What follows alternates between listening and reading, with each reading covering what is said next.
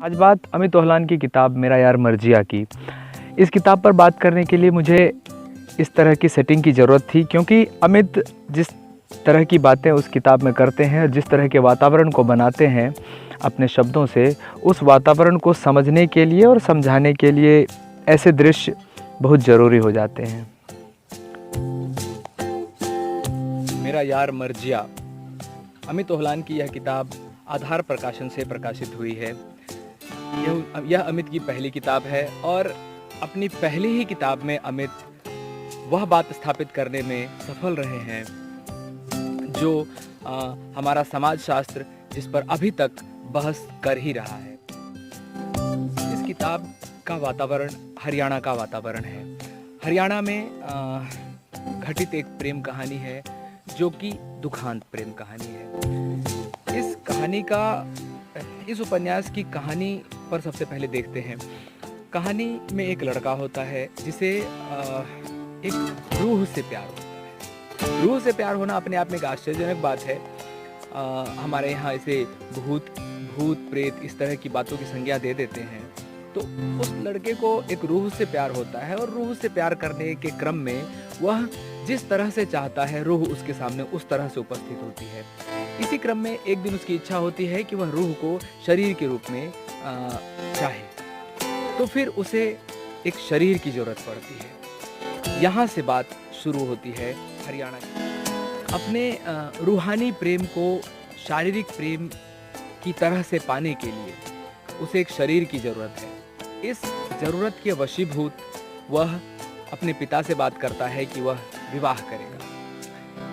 उसके पिता ग्रामीण पंचायत में उसके विवाह की बात चलाते हैं, लेकिन जो खाप पंचायतें हैं वो पंचायतें उस लड़के के विवाह के लिए राजी नहीं होती हैं। वे मानती हैं, वो पंचायतें मानती हैं, या उस पंचायत के जो बुजुर्ग हैं वो ये मानते हैं कि लड़का कमज़ोर है शारीरिक रूप से और मानसिक रूप से, तो उसका विवाह नहीं होना चाहिए। वैसे भी वहाँ पर 1000 लड़कियों पर 750 ही लड़कियाँ हैं। इस हिसाब से 4 में से एक व्यक्ति को यदि कंवारा रहना है तो वह सबसे कमज़ोर व्यक्ति होगा। इस लड़के की इच्छा पर कुठाराघात होता है।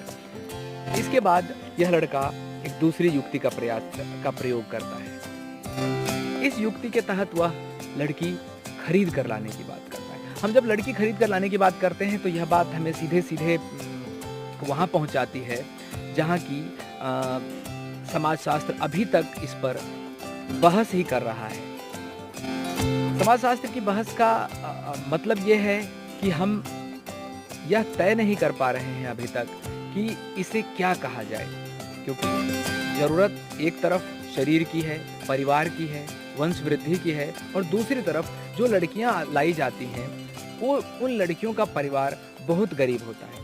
ये दो अलग अलग ज़रूरतें हैं।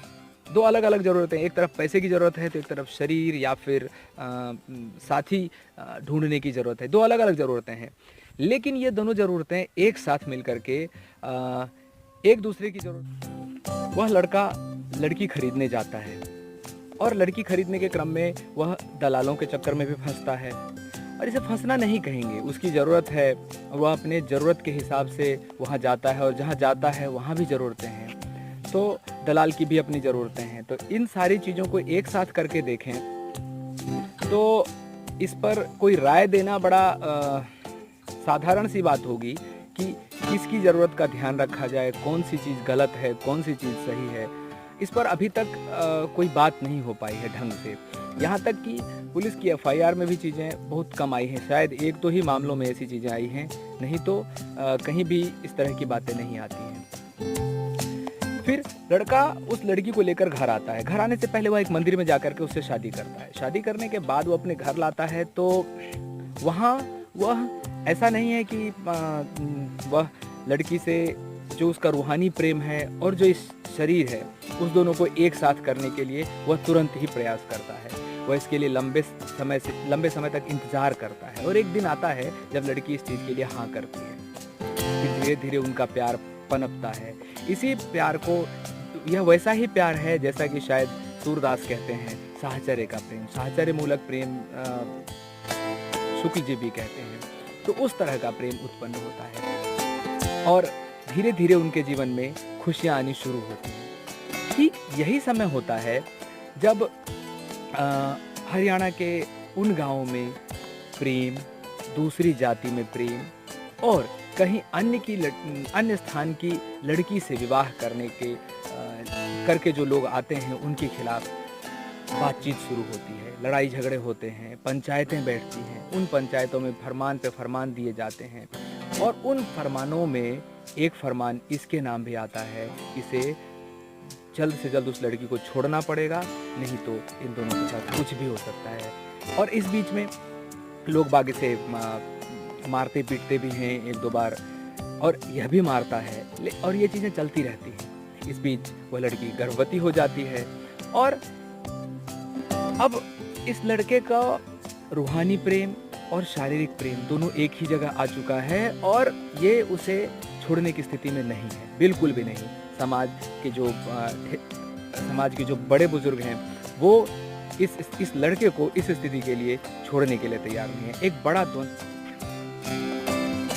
उस द्वंद्व का परिणाम ये होता है कि लड़का एक रात अपनी पत्नी को लेकर के भागता है और उससे पहले इसके घर वालों का हुक्का पानी बंद कर दिया जाता है। हालांकि यह हुक्का नहीं पीता और पानी के लिए इसके पास ट्यूबवेल है, फिर भी बातें प्रतीकात्मक रूप में कही जाती हैं। प्रतीकात्मक रूप में कहने का अर्थ यह है कि इससे सीधा सीधा उसके माता पिता पर प्रभाव पड़ता है कि लोग उनसे बात नहीं करेंगे, लोग उनके हुक्के की बैठक में नहीं आएंगे, इस तरह की चीज़ें। लड़का घर छोड़ देता है और हॉस्पिटल में जब इसकी पत्नी एक बच्चे को जन्म देती है, बेटी को जन्म देती है, उसके कुछ ही दिनों में जब ये हॉस्पिटल से निकल रहा होता है, इसकी पत्नी और बेटी गायब हो जाती है। अब इसके पास कुछ नहीं है, इसकी दुनिया वहाँ। वह संदर्भ यह समझाने के लिए पर्याप्त हैं कि अकेलापन किस तरह से एक व्यक्ति को प्रभावित करता है और अकेलेपन में व्यक्ति किस किस तरह की कल्पनाएं करता है। हिंदी साहित्य में मनोवैज्ञानिक उपन्यास गिन के बहुत कम हुए हैं और उन उपन्यासों में भी खास मन की स्थिति और मन के अकेलेपन और उस अकेलेपन में की गई कल्पनाएं और उन कल्पनाओं से तैयार हमारा अल्टर ईगो, इस सब पर बात करने वाले किताबें बहुत कम हैं। ऐसे में यह उपन्यास उस कमी को पूरा करता हुआ दिखाई देता है। अपनी उजड़ी हुई दुनिया में लड़का हथियार उठा लेता है और यह हथियार उठाना उनके खिलाफ है जिसने इसके प्रेम को नहीं समझा और इसके प्रेम में बाधा डालने की कोशिश की और इसका प्रेम अंततः टूट गया, इसका जीवन खराब हो गया, इसका प्रेम टूट गया और यह एक अपराधी बन गया। और इस तरह उसने चुन चुन कर अपने गांव के 5 लोगों की हत्या की और यह हत्या करने के बाद किसी ने यह नहीं समझा कि इस लड़के ने हत्या की होगी। यह भटकता रहा, कहीं और चला गया और अंत में थोड़े समय इधर उधर भटकने के बाद इसकी मृत्यु होने से पहले और कथा शुरू होने से पहले कथा में कीकर का वृक्ष आता है और कीकर के यह उपन्यास खाप पंचायत, ऑनर किलिंग, इस सब को लेकर जो हमारे अखबारी समझ है, हमारे जो समाचार की समझ है, इस समझ से बिल्कुल अलग हमें इस समझ की गहराई तक ले जाती है, इस मुद्दे की गहराई तक ले जाती है और इस क्रम में कई परतें उघाड़ती है। इस किताब की पहली विशेषता इसका क्राफ्ट है, इसकी शैली है। जिस तरह से पौराणिक आख्यानों, दादा दादी की कहानियों और उसके बाद वर्तमान स्थिति, फिर उसमें भी रूहानी प्रेम, उसके बाद शरीरी प्रेम, इस सब के ब्लेंड को एक साथ प्रस्तुत किया गया है, वह विशिष्ट है। उस विशिष्टता को बताने के लिए इस लेखक के पास है इसकी भाषा का एक नमूना दिखाता हूँ। हमें छुपाने की नाकाम कोशिश में माँ ने पिता से बेहद धीमे से पूछा, वह यहाँ क्यों आई है? फिर विलाप से भरी देह आगे दौड़ ली। वह 3-4 जोड़ी पैरों को पीछे छोड़ने के लिए भाग रही थी। वे उसके पीछे हैं। ये पिता के शब्द थे। यह इज्जत का असल चेहरा था। यह प्रेमियों को भय से भर देने का विलाप था। यह प्रेम छीन लिया जाना था। मेरे बचपन की उस शांत रात में सहारा मांगती आवाज का रोना, आखिरी बार गांव के बाहर बैठे मैं उस जवान लड़की के बारे में यह भी जानता हूँ कि उसे मेरी बावलेपन की बीमारी में भूतनी की तरह इस्तेमाल किया गया था। उन्होंने कहा था वह कुछ मांग रही है। क्या वह प्रेम मांग रही थी? यह किताब ज़रूर पढ़िए।